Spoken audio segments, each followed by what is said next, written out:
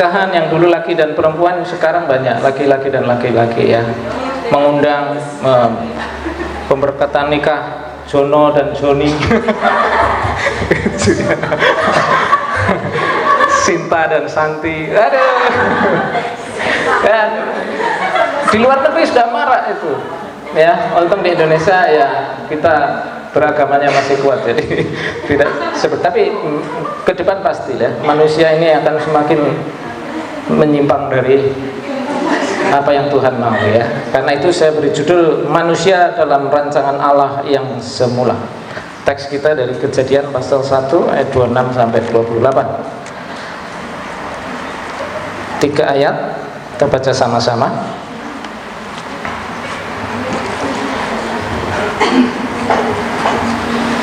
Kejadian, perjanjian lama.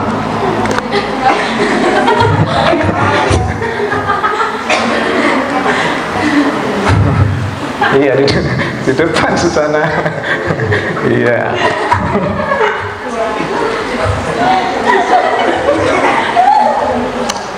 Malah buka Filemon.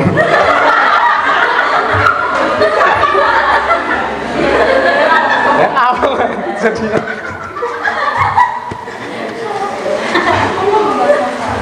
Kejadian 1 ayat 26 sampai 28. 1 2 3. Berfirmanlah Allah, baiklah kita menjadikan manusia menurut gambar dan rupa kita, supaya mereka berkuasa atas ikan-ikan di laut dan burung-burung di udara dan atas ternak dan atas seluruh bumi dan atas segala binatang melata yang merayap di bumi. Maka Allah menciptakan manusia itu menurut gambarnya, menurut gambar Allah diciptakannya dia, laki-laki dan perempuan diciptakannya mereka. Allah memberkati mereka, lalu Allah berfirman kepada mereka, beranak cuculah dan bertambah banyak, penuhilah bumi dan taklukkanlah itu, berkuasalah atas ikan-ikan di laut dan burung-burung di udara dan atas segala binatang yang merayap di bumi. Nah, sudah sering kita baca ya, Kejadian pasal 1 membahas tentang penciptaan, lalu lebih detailnya nanti di pasal yang kedua. Nah, penciptaan ini selama 6 hari ya, lalu hari yang ke-7 istirahat. Bukan berarti Allah capek ya, lelah kayak kalian habis angkat pasir lelah, tidak ya. Tuhan berhenti Sabat karena sudah selesai kerjaannya. Sudah selesai, mau kerjakan apa lagi? Kan tidak ya. Nah, menarik di sini Allah selalu mengevaluasi pekerjaannya. Hari pertama baik, hari kedua baik, dan seterusnya ya. Jadi kalau menurut saya tidak ada hari yang tidak baik, betul?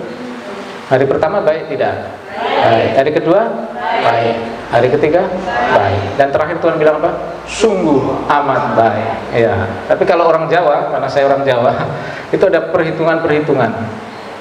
Weton ya, weton itu tanggal lahir itu bisa dihitung. Weton itu ya, lanang itu misalnya nikah, perempuannya juga dihitung weton tanggal lahirnya berapa. Kalau nggak cocok nggak jadi. Terus hitungan hari apa gitu ya, itu juga ada itu. Wah, ini hari yang nggak baik, ada istilahnya apa itu bahasa Jawa ya. Jadi kalau orang Jawa masih begitu, ada yang tidak baik. Tapi kalau kita lihat Alkitab, semua hari baik ya. Makanya saya menikah ya, cari yang tanggal baik itu, tanggal 10 bulan 10. 2020 lagi. Anak saya udah 7 tahun belum 2020. Fitnah itu ya. Ya. Makanya lanang ini nggak nikah-nikah ya, karena wetonnya nggak cocok dengan pacarnya. Giliran wetonnya jangan pacarnya cocok, weton penghulunya yang nggak cocok. Ya, semua hari baik dan seterusnya. Nah, kemudian ini manusia diciptakan hari ke-6. Ini kalau kita pikir ini sesuatu yang luar biasa ya. Berarti manusia itu pada puncak ciptaannya, itu sebuah kehormatan. Bayangin kalau Tuhan ciptakan manusia di hari yang pertama, mau jemur pakaian aja susah. Matahari di hari yang keempat kan. Terus laut, air sama ini darat masih bercampur, ya kan? Nah, Tuhan sudah siapkan semua baik, baru Tuhan ciptakan manusia. Nah, dalam ayat yang kita baca, kita akan menemukan beberapa kerancangan Allah ketika Dia menciptakan manusia. Ya, yang pertama, manusia diciptakan mirip Allah. Di ayat 26 dikatakan begini, baiklah kita menjadikan manusia menurut gambar dan rupa kita. Baiklah kita. Nah, ini bentuk jamak, ya. Wa yomer Elohim na'aseh Adam besal menukit mutenu. Ya. Percaya saja, kalau enggak nanti tanyakan pada dosen Ibrani, ya. Memulai dengan kata baiklah kita, na'aseh. Nah, ini menjadi multi tafsir. Ada banyak orang menafsirkan berbeda-beda. Setidaknya ada 6 tafsiran, dan 3 langsung saya lupakan karena nggak cocok gitu. Ada yang paling kuat 2, yang ketiga juga agak kuat. Yang pertama ada yang bilang ini Allah dalam sidang ilahi. Jadi Allah berbicara kepada malaikat. Baiklah kita menjadikan manusia menurut gambar dan rupa kita. Allah ngomong kepada malaikat. Tapi saya kurang setuju, karena nanti implikasi teologisnya bahwa malaikat menjadi rekan penciptaan, bertanggung jawab atas penciptaan. Ya kan? Kita boleh dong nyembah malaikat kalau begitu toh. Nah, itu tuh implikasinya. Lalu ada yang bilang, oh ini jamak kebesaran, menggunakan kata kami. Tapi kalau saya baca di Yesaya, Tuhan pernah berkata begini, siapa yang mau pergi untuk aku, siapa yang akan kuutus untuk kami? Ada aku, ada kami. Nah, itu bingung itu. Kalau kami ini jamak kebesaran, lah kalau aku apa? Jamak kekecilan. Jadi tidak pas lah, karena di Kejadian 3 ayat 22 kalau tidak salah muncul lagi itu, manusia menjadi salah satu dari kita. Salah satu, berarti memang ada kejamakan dalam diri Allah. Nah, kalau kita melihat Kejadian pasal 1 ayat 1, pada mulanya Allah dalam bahasa Ibrani Elohim. Elohim, akhiran im itu secara tata bahasa jamak. Sus itu kuda, susim, kuda-kuda.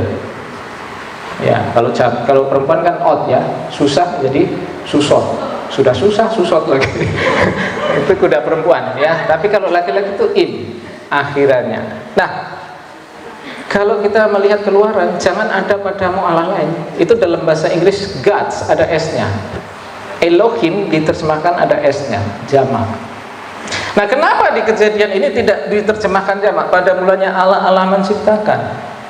Tidak bisa, karena grammarnya tidak mengizinkan. Karena kata bara menciptakan itu dalam bentuk tunggal, ya kan? Kalau jamak mereka baru, nah itu ya. Tapi bara. Jadi sebenarnya dalam diri Allah yang tunggal, Allah yang esa itu ada kejamakan. Jadi Allah yang esa, yang tunggal ada kejamakan. Nah, kalau kita lihat Perjanjian baru jelas ya. Ada Bapa, Firman, dan Roh Kudus, begitu. Nah, bagi saya tidak sulit untuk melihat ini sebagai percakapan antara Bapa dan pribadi Allah yang lain kepada Firman atau Yesus sebelum inkarnasi ya, dan Roh Kudus. Nah, itu saya setuju ke tafsiran itu. Seperti Pak Karlit juga begitu ya, saya sepakat ke situ. Kalau Anda nggak sepakat ya nggak apa-apa. Nah, jadi ini menarik, ada semacam perundingan Allah Tritunggal ya, beda dengan binatang dan sebagainya. Jadilah terang, jadilah ini, jadi dan sebagainya. Ini seperti berunding ya. Baiklah kita, sebuah ajakan, mari kita menciptakan manusia menurut gambar dan rupa kita. Ini saya tidak setuju ada kata dan di sini ya. Ini tidak ada sebenarnya ya. Karena nanti orang berpikir gambar sendiri, rupa sendiri. Ada yang nafsirkan di sini, oh ini manusia baru segambar. Di ayat 27 itu, maka manusia itu menurut gambarnya, serupanya belum. Jadi manusia harus serupa. Jadi itu tafsiran. Padahal ini tidak ya. Ini menunjuk satu hal yang sama, Karena ya wa yawmal Elohim na'ase Adam besalmen, di dalam selem, di dalam gambar kitmutenin, demut itu ada kata ke preposisi, itu seperti.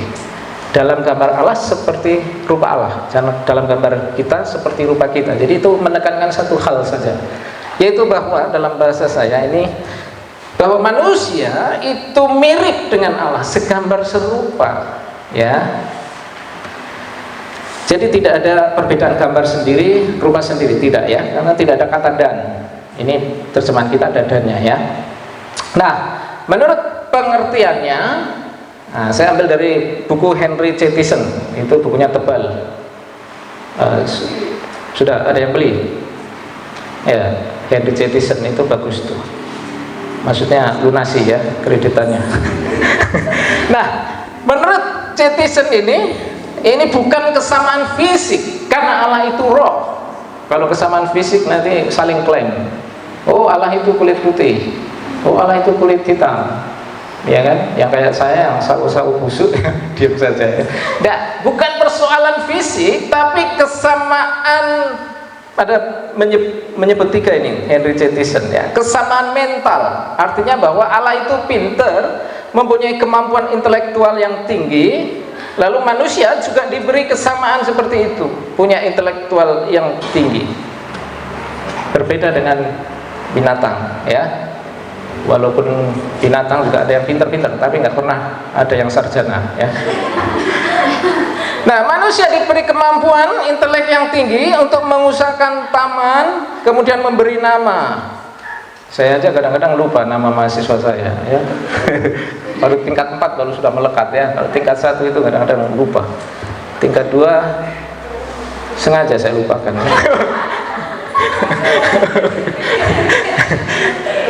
Kadang-kadang saya lupa, wajahnya selalu ingat ya, karena lebih mudah menghafal wajah. Nah, ini bayangkan nih, Adam Dawang ngasih nama bebek, kucing, kambing, kuda, ayam. Besok lagi datang lagi, dikasih nama lagi. Kalau dia pelupa kan, enggak, dia ribuan itu, hebat juga ya, hebat juga. Lalu selain kesamaan mental, juga kesamaan moral. Ini menyangkut kesucian. Karena Allah adalah suci atau kudus, bermoral, bermartabat. Manusia berbeda dari binatang, makanya ada pernikahan, ya kan? Ada pernikahan, bermartabat manusia. Coba kamu lihat hewan kawin, lihat saja ayam kejar-kejaran, cari tempat yang sepi sana. Tidak ada gitu loh. Habis gitu cari lagi ayam betina lain, kan begitu ayam itu loh. Nah, manusia tidak, manusia bermartabat karena Allah kudus, suci, bermoral. Tidak boleh ya. Itu berbicara tentang moral ya. Nah, manusia seharusnya manusia dalam rancangan Allah yang semula mirip Allah. Betul tidak? Karena Tuhan yang berfirman buat manusia seperti kita ya. Jadi seperti Allah harusnya. Tapi kadang-kadang manusia seperti hewan ya. Makanya ada kumpul kebo. Kumpulnya sama kebo ya. Luar biasa ya. Gonta-ganti pasangan dan sebagainya. Dan lebih unik memang manusia ini kadang-kadang lebih parah atau lebih unik ya. Pernah lihat kambing jantan dengan kambing jantan pacaran? Tidak ada toh, tapi manusia ini. Iya enggak?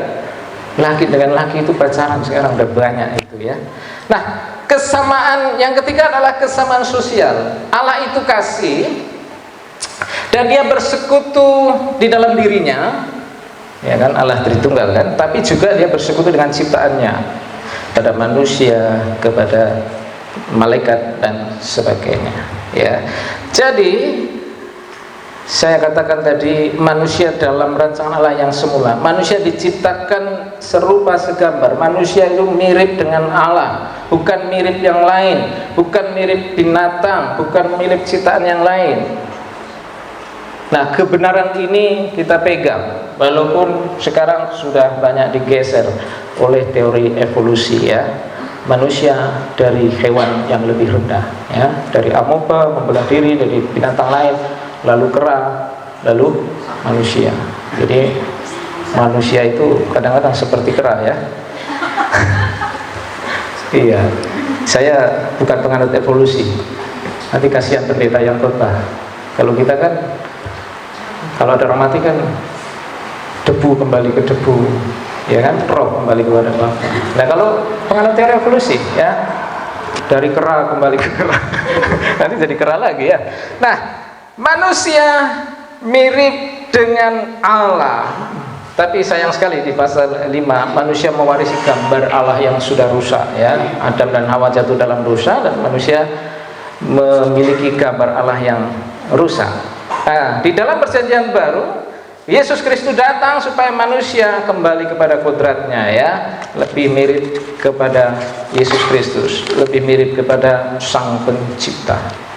Nah, rekan-rekan yang dikasihi Tuhan, kita harusnya mirip dengan Sang Pencipta ya. Tahu kan mesin fotokopi? Ya, mesin fotokopi itu gambarnya A ya keluarnya A. Paling hanya hitam putih ya. Tidak mungkin fotokopi gajah keluarnya kucing itu. Tidak mungkin. Itu fotokopinya yang rusak ya. Betul tidak? Fotokopinya yang rusak mesinnya. Ya. Jadi kita seharusnya mengimitasi Tuhan. Hidup kita mirip dengan Tuhan ya. Dulu ada penyanyi dangdut terkenal, saya tidak sebut namanya ya. Kalau saya kasih gerakannya udah langsung tahu. Jeng jeng. Tidak usah disebut ya. Itu memang aktivis anti narkoba ya kan. Kegiatan-kegiatan buat seminar anti narkoba. Wah, pokoknya semangat sekali. Nah, tidak taunya setelah itu seminggu kemudian anaknya ditangkap karena kasus narkoba. Kasihan kan, orang tuanya itu pokoknya anti narkoba, anaknya pemakai. Ini anak enggak tahu diri, enggak cocok dengan orang tuanya ya. Nah, kalau begitu kita haruslah hidup kita mirip Allah ya, secara moral, sosial, intelektual dan sebagainya. Nanti kita ke pelayanan, betul? Nah, kiranya kami mendengar berita-berita baik dari pelayanan. Ya kan? Kadang-kadang beritanya buruk ya. Kamar sudah kayak kandang sapi. Aduh,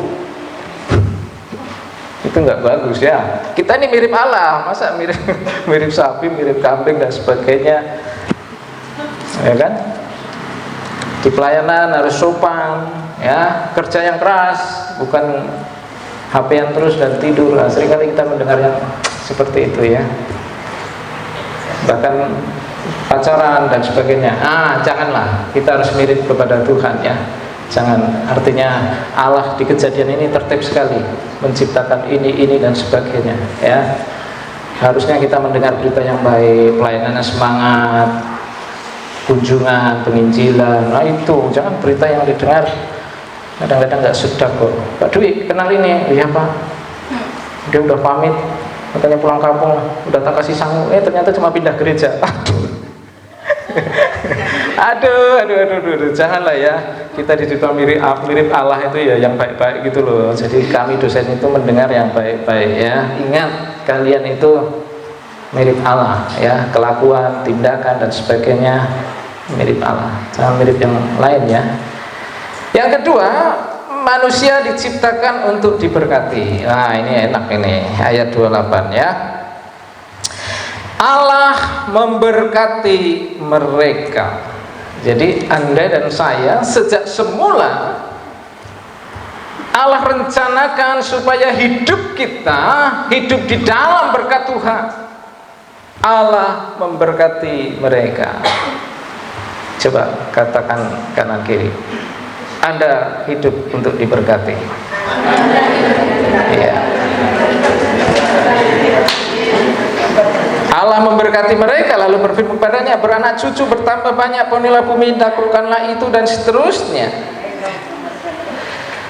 Diberkati sesungguhnya. Nanti kita lihat Kejadian pasal 3 baru muncul kutub ya. Saya tidak khotbah tentang teologi kemakmuran, tidak, tapi ini rencana Allah yang kemudian dirusak di pasal 3 ya kan.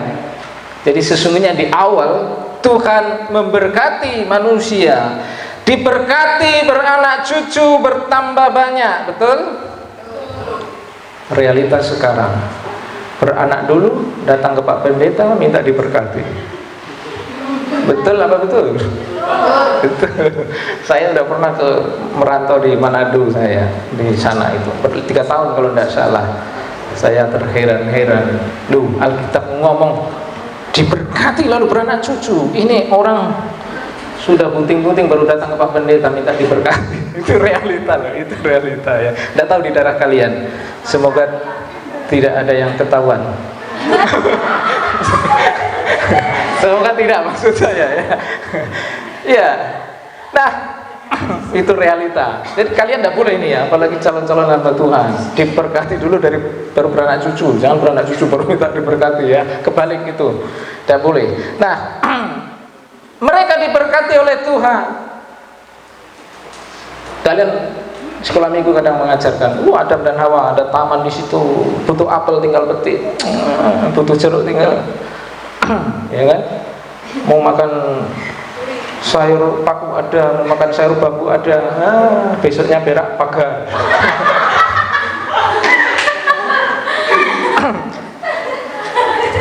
Lebih dari itu. Di pasal 2 ayat yang ke-10 dituliskan di sini ya. Ada satu sungai yang mengalir dari Eden untuk membasahi taman itu, dan dari situ sungai itu terbagi menjadi 4 cabang. Yang pertama namanya Pison, yakni yang mengalir seluruh tanah Hawilah, tempat emas ada. Bukan hanya tumbuh-tumbuhan, bukan hanya buah-buahan, ada emas di sini ya. Lalu selanjutnya, dan emas negeri itu baik. Di sana ada damar berdola dan batu krisopras. Batu akik apa ya?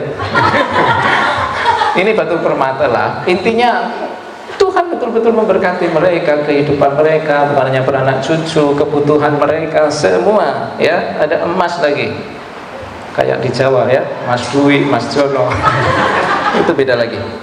Nah, Allah memberkati mereka, Allah memberkati. Tapi ingat di sini ya, yang diberkati siapa? Allah memberkati mereka lalu berfirman dan sebagainya. Di ayat 7 yang diberkati siapa? Maka Allah menciptakan manusia itu menurut gambarnya, menurut gambaran dengan laki-laki dan perempuan. Itu yang diberkati, laki-laki dan perempuan. Itu ya. Jadi Benyamin, kalau kamu punya pacar laki-laki, putuskan dari sekarang. Karena nggak diberkati. Karena yang diberkati itu laki-laki dan perempuan. Ya enggak. Lanang, kalau kamu sudah naksir Eliezer, putuskan. Karena bajunya sudah sama. Bajunya sudah sama, jadi jangan sampai ya. Karena yang diberkati laki-laki dan perempuan. Betul ini, laki-laki dan perempuan ya. Mereka menikah hidup dalam berkat-berkat Tuhan. Betul ini. Waktu bujang, mungkin yang bujang nggak pernah berpikir ya, nggak tahu kalau sampai sudah pernah berpikir tidak tentang ini. Hidup sendiri, gaji sekian, bagaimana kalau punya anak, punya istri. Kadang-kadang laki-laki berpikir seperti itu. Ternyata itu pikiran yang salah. Ketika kita berkeluarga, Tuhan tambahkan berkatnya. Tidak percaya? Ya, saya dulu di Tegal, ya ada gaji walaupun sedikit, tapi tidak punya tanggungan, tidak punya anak, tidak punya istri. Kalau saya pindah pulang ke rumah, yang saya bawa apa? Paling pakaian, 1 kardus mie sedap ayam bawang itu loh. Betul nggak? Ini laki-laki itu kalau pindah-pindah, karena walaupun punya gaji loh. Dan tahu, saya mulai berpikir, lalu saya punya anak istri, gaji saya jelasnya maksudnya jelas nggak tetapnya gitu loh. Gaji saya jelas nggak tetap dari mana, nggak tahu gitu loh. Tapi waktu saya pindahan dari sana ke sini, kolte itu 3 kali angkut loh. Ada kasur, ada TV, ada macam-macam. Padahal waktu bujang saya punya gaji, nggak punya apa-apa loh. Ya kan? Ketika punya istri, ya karena itu Tuhan memberkati. Karena Tuhan memberkati ya. Jadi bro, tidak usah khawatir ya, Tuhan akan memberkati.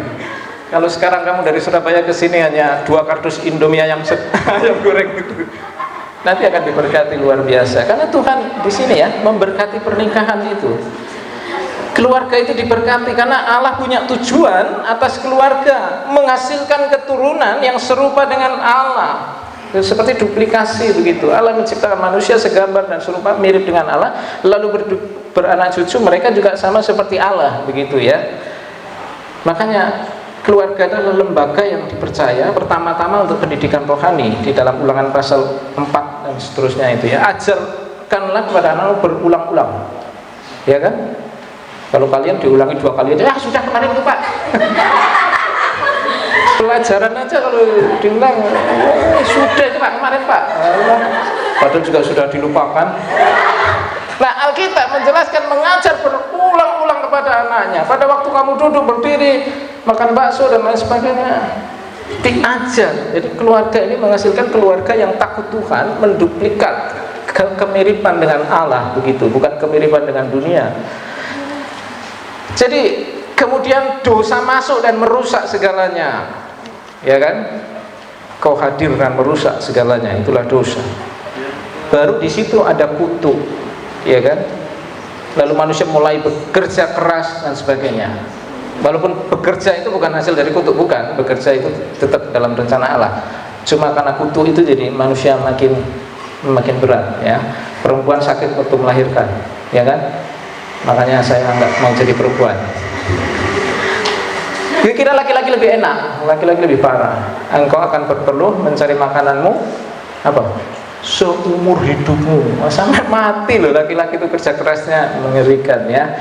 Tapi menarik ya, bahwa Tuhan sejak awal merencanakan kita untuk diberkati ya. Tidak mudah kita putus asa. Kita akan diberkati, bagian kita lakukan ya, berusaha. Kalau mahasiswa ya belajar dengan giat ya. Lalu jauhi dosa, karena dosa-dosa ini akan merusak, akan menghambat berkat-berkat yang dari Tuhan ya. Yang ketiga, manusia diciptakan sebagai penakluk. Nah, ini menarik ya. Ada kata taklukkanlah itu, berkuasalah. Taklukkan dan berkuasa. Nah, tujuan dari penciptaan serupa dan segambar tadi supaya manusia berkuasa atas ciptaan yang lain. Manusia mendominasi atas alam dengan kecerdasannya. Jadi manusia menjadi penguasa, menaklukkan. Ya enggak? Kalau kita lihat binatang sebesar apapun takluk sama manusia, betul? Gajah itu besar begitu takluk sama manusia. Cuma yang saya heran itu wanita, ya, takut dengan kecoa. Padahal pacaran sama buaya, buaya darat. Ya, yang ketawa kayaknya mengalami ya. Oh enggak. Ya, Allah berkuasa atas ciptaannya, tetapi Ia mendelegasikan kepada manusia. Daud pernah berkata, engkau membuat dia berkuasa atas buatan tanganmu, segala-galanya telah kau letakkan di bawah kakinya. Jadi kalau begitu, berkuasa, penakluk, wah ini kan jangan dimaknai secara negatif, bukan eksploitasi besar-besaran, tidak juga. Karena kita segambar dan serupa, Allah yang mencipta, sebagai pencipta ketika di Kejadian 1 itu mengatur dengan baik, menciptakan hari pertama baik, hari kedua ditata dengan baik, hari ketiga dan seterusnya. Allah yang tertib, Allah yang mengevaluasi pekerjaannya, diciptakan dengan baik. Tidak mungkin Allah memberi kuasa kepada manusia untuk menghancurkan ciptaan itu, tidak. Tapi ini seperti penata layangan. Allah mengatur alam yang baik itu dan Tuhan mendelegasikan itu kepada manusia. Jadi tidak berarti berkuasa penakluk lalu mentang-mentang seenaknya ya. Alam dihancurkan, diambil demi kepentingan individu dan kelompok. Itu tidak benar ya. Tapi manusia di atas. Manusia harusnya pemenang ya. Menaklukkan bumi dan hewan, berkuasa dan seterusnya. Artinya kita sebagai penakluk atau pemenang ya enggak? Nah kalau begitu penerapannya apa? Taklukkanlah setiap tantangan yang ada ya. Jangan mudah menyerah, karena sejak awal Tuhan berkata taklukkanlah itu ya. Jangan hanya karena putus cinta Anda sudah minta pulang ya kan? Pulangkan aku pada ayah ibuku, yang dijual. Oh ya. Itu kan lagunya, kalian suka nyanyi itu ya. Ya, kita adalah penakluk, bukan dalam arti negatif ya, menaklukkan, menguasai. Jadi jadilah pemenang atas persoalan hidup kita. Kalau bumi, hewan aja bisa kita taklukkan, apalagi masalah-masalah yang kelihatannya besar tapi kecil bagi Tuhan. Amin. Ya, jadi begitu ya. Anda adalah seorang penakluk, Anda pemenang. Jangan kalah dengan setiap persoalan, permasalahan, apalagi di pelayanan. Pelayanan itu tidak mudah ya. Tidak semua yang kau layan itu kan domba-domba, kadang-kadang ada kambingnya. Kadang-kadang yang tidak mengenakan bagi kita, tapi jangan kalah lah. Ya, Anda adalah penakluk, Anda adalah pemenang. Sejak awal Tuhan ciptakan manusia luar biasa ya. Harusnya kita lebih mirip dengan Allah. Kita yakin Tuhan pasti berkati kita. Kita berusaha dan kita adalah orang-orang yang menang ya. Penakluk, taklukkanlah semua persoalan. Jangan kalah dengan persoalan yang ada ya. Anda ada yang di tingkat 2, tingkat 3, masih panjang ya. Yang di tingkat 4 juga tinggal sedikit tapi berat. Tidak usah menyerah. Tuhan sejak awal ciptakan kalian sebagai pemenang. Amin. Taklukkanlah itu. Apalagi cuma skripsi ya, gampang itu, 80 halaman doang. Tidak usah menyerah lah. Walaupun sampai sekarang masih bab 1 terus. Bertobatlah. Baik, itu yang saya sampaikan hari ini ya. Bagaimana Tuhan luar biasa menciptakan kita ya. Mari kita berdoa.